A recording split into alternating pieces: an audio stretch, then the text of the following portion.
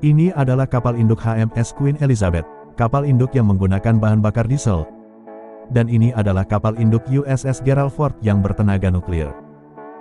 Mungkin Anda berpikir kapal induk generasi keempat yang bertenaga nuklir lebih unggul dan akan menjadi pilihan karena memiliki jangkauan yang hampir tak terbatas. Sementara HMS Queen Elizabeth hanya memiliki jangkauan sekitar 10.000 mil laut sebelum perlu mengisi bahan bakar.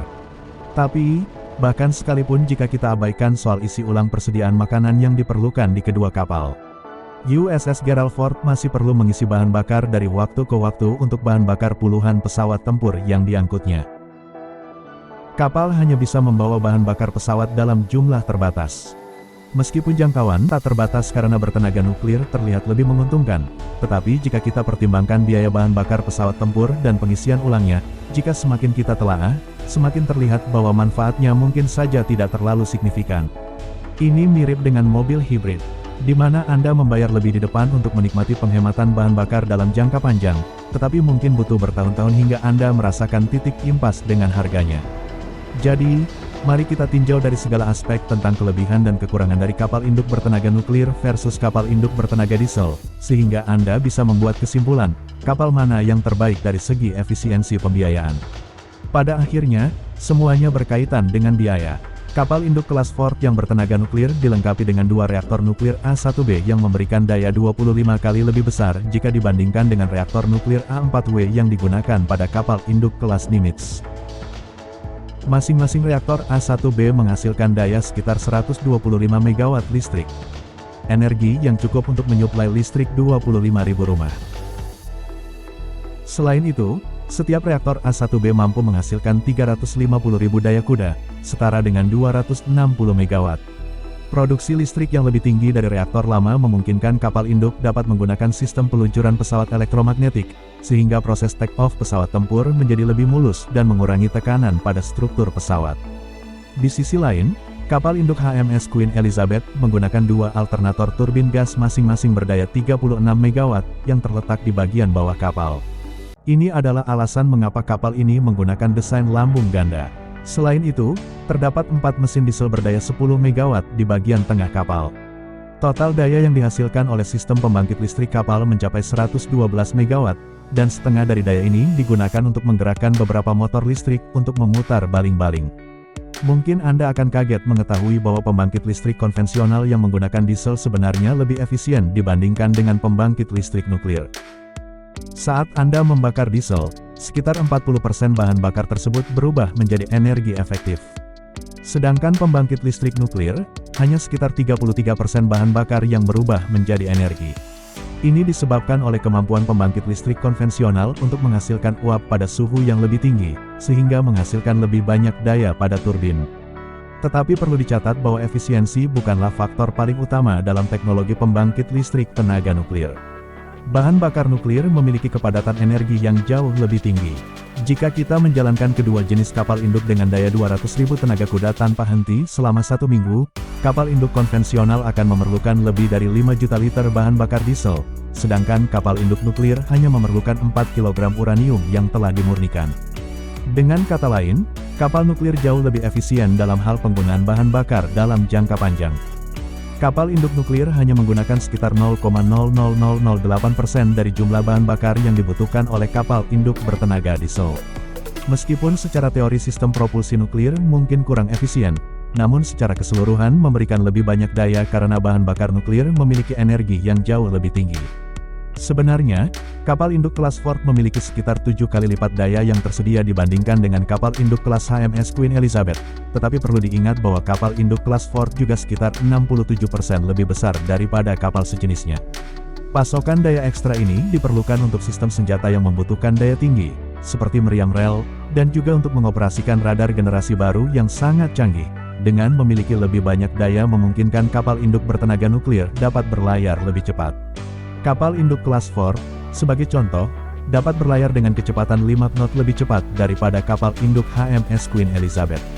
Kecepatan ekstra ini menghasilkan lebih banyak hempasan angin di atas dek kapal, sehingga lebih memudahkan pesawat tempur untuk lepas landas. Namun, perlu dicatat bahwa kapal HMS Queen Elizabeth tidak menggunakan sistem ketapel seperti kapal lainnya.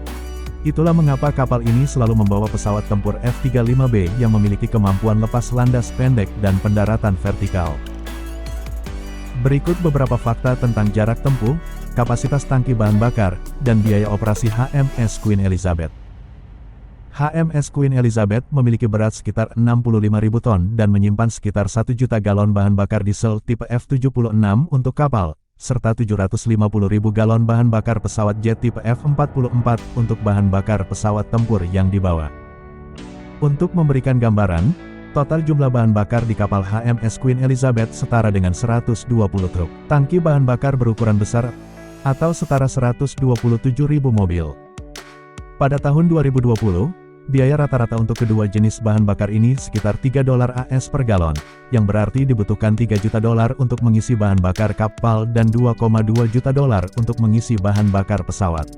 Kapasitas penuh tangki bahan bakar memungkinkan kapal untuk berlayar maksimal hingga sekitar 10.000 mil laut, yang setara dengan perjalanan pulang pergi dari Portsmouth, Inggris ke Rio de Janeiro, Brasil. Kapal induk bertenaga nuklir maupun yang bertenaga diesel sama-sama membutuhkan banyak bahan bakar untuk pesawat tempur mereka. Jadi mereka tetap saja membutuhkan pasokan bahan bakar di tengah laut dari waktu ke waktu. Apalagi kapal induk juga perlu dikawal oleh beberapa kapal destroyer, atau kapal pengiring yang bermesin diesel. Jadi kebutuhan akan kapal tanker bahan bakar tak dapat dielakkan. Kapal tanker Tides Angkatan Laut Kerajaan Inggris dapat mengisi kapal-kapal kelas Queen Elizabeth dengan bahan bakar pesawat jet dan diesel maritim secara bersamaan di tengah laut. Dari segi logistik, mengisi bahan bakar kapal induk bertenaga diesel lebih rumit dan memakan waktu lebih lama dibandingkan dengan kapal induk nuklir karena mereka memerlukan konsumsi bahan bakar yang jauh lebih banyak. Reaktor nuklir kapal induk hanya perlu diisi ulang setiap 20 hingga 25 tahun bahkan bisa lebih. Sebagai contoh, USS Theodore Roosevelt mengalami pengisian ulang dan perbaikan yang rumit setelah beroperasi selama 23 tahun. Hingga akhirnya memakan waktu 4 tahun dan harga yang harus dibayar sekitar $2,6 miliar. Biaya yang sangat fantastis jika dibandingkan dengan kapal induk bertenaga diesel. Bahan bakar nuklir memiliki komposisi yang jauh lebih padat, artinya hanya butuh ruangan kecil untuk menyimpannya. Jadi kapal bertenaga nuklir seperti kelas Ford dan Nimitz punya tempat lebih banyak buat menyimpan bahan bakar pesawat, senjata, dan sebagainya. Secara rata-rata, kapal bertenaga nuklir mampu membawa 2 kali lipat bahan bakar pesawat jet dibanding kapal sejenis yang bertenaga diesel. Secara keseluruhan, kapal bertenaga nuklir jauh lebih unggul, terutama untuk misi yang memiliki jangkauan area yang luas seperti di Samudra Pasifik misalnya. Keuntungan lain dari tenaga nuklir adalah kapal ini mampu menyediakan cukup daya untuk mekanisme ketapel, yang memerlukan energi listrik yang sangat besar. Hanya saja kapal Queen Elizabeth saat ini belum mempunyai sistem katapel. Bisa jadi kapal Queen Elizabeth bisa dipasang katapel elektromagnetik. Kapal ini punya pembangkit listrik yang cukup untuk itu. Namun sebagai catatan, pembuatan kapal bertenaga nuklir memakan waktu jauh lebih lama daripada kapal induk diesel. Kapal induk Prancis Charles de Gaulle yang bertenaga nuklir memakan waktu 13 tahun untuk dibangun, sementara kapal HMS Queen Elizabeth butuh 8 tahun. Kapal induk Rusia, Admiral Kuznetsov, memerlukan waktu yang sama dengan Charles de Gaulle, yakni 13 tahun. Namun, kapal bertenaga nuklir USS Gerald Ford selesai dalam waktu 8 tahun. Kapal-kapal induk kelas Nimitz memerlukan waktu antara 4 hingga 7 tahun untuk dibangun masing-masing. Keberadaan industri nuklir yang besar dengan tenaga ahli pasti memengaruhi seberapa cepat kapal induk dari jenis tertentu bisa dibangun. Sebagai contoh, Tiongkok membeli kapal induk kelas Kuznetsov bekas buatan Uni Soviet dan memerlukan 14 tahun untuk merombaknya dan membuatnya siap untuk beroperasi. Namun, Tiongkok hanya membutuhkan 4 tahun untuk membangun kapal induk kelas Type 2 yang bertenaga diesel. Kapal induk bertenaga diesel Italia, Caver, dibangun dalam waktu 7 tahun. Oleh karena itu, dengan melihat waktu pembangunan kapal induk terbaru, sulit untuk menentukan kapal jenis mana yang dapat dibangun lebih cepat.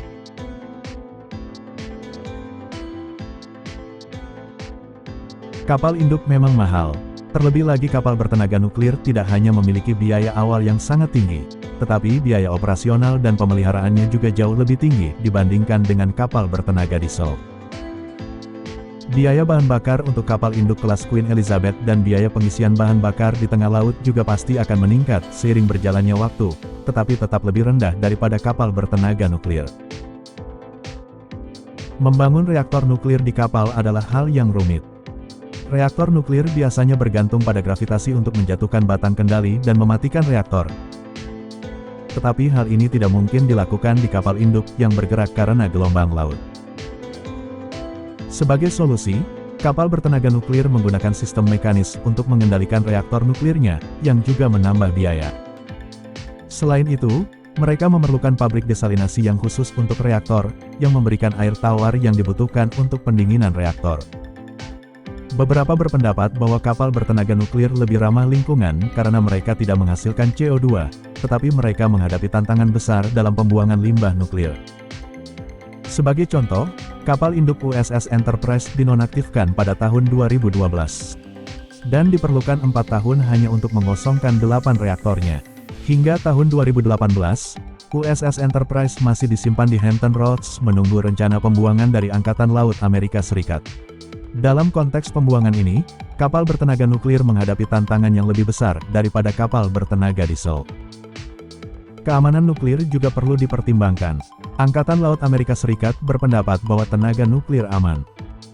Mereka telah mengoperasikan 103 reaktor nuklir di 81 kapal selama lebih dari setengah abad, tanpa terjadi kecelakaan atau pelepasan radioaktif. Angkatan Laut AS bahkan telah mengoperasikan reaktor nuklir selama puluhan tahun tanpa insiden. Namun, program nuklir awal di Uni Soviet adalah bencana, pelelehan reaktor ganda dan kebocoran radiasi sering terjadi. Beberapa kecelakaan nuklir Soviet yang mencolok mencakup kecelakaan kapal selam K-19 di laut, yang mengakibatkan 9 kematian akibat sindrom radiasi akut karena kegagalan sistem pendinginan reaktor. Kecelakaan serupa terjadi pada kapal selam K-27, yang juga mengakibatkan 9 orang meninggal karena radiasi.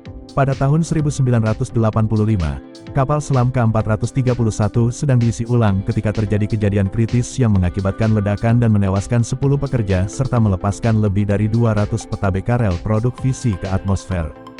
Ketika sebuah negara memutuskan untuk membangun kapal induk, politik praktis juga sangat berperan. Pada tahun 2019, Pentagon memutuskan untuk mengurangi jumlah armada pesawat induk dari 11 menjadi 10.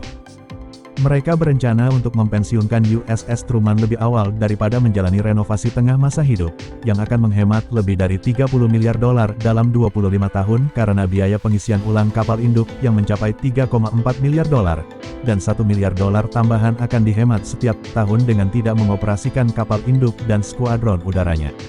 Proposal ini mendapatkan perlawanan kuat dari Kongres, dan sebagai respons, Presiden Trump memerintahkan Angkatan Laut AS untuk tetap menjalankan USS Truman. Kapal induk super Amerika adalah simbol kuat dari kekuatan militer dan menunjukkan dominasi di perairan internasional, meskipun biayanya tinggi. Mereka akan terus ada dalam waktu dekat. Saat ini, Angkatan Laut AS sedang mengganti 10 kapal induk kelas Nimitz. Hingga saat ini, 2 kapal induk kelas Ford telah selesai, 1 sedang dalam pembangunan, dan 7 lagi direncanakan. Ketika kita kembali ke pertanyaan awal, tipe kapal induk mana yang memberikan nilai terbaik dari segi efektivitas pembiayaan? Jawabannya tentu saja tergantung pada kondisi keuangan. Kapal induk kelas Queen Elizabeth dengan tenaga diesel adalah pilihan yang masuk akal karena Angkatan Laut Kerajaan memiliki anggaran terbatas dan penggunaannya hanya di sekitar area Atlantik Utara, sehingga jangkauan perjalanan yang luas bukan prioritas utama. Sementara itu, Angkatan Laut AS memilih tenaga nuklir karena kapal induknya harus mencakup jarak yang lebih besar, terutama di wilayah Pasifik, dan juga karena pertimbangan dominasi. Dengan memiliki 11 kapal induk bertenaga nuklir dalam armadanya, Amerika Serikat menegaskan dominasinya di perairan internasional.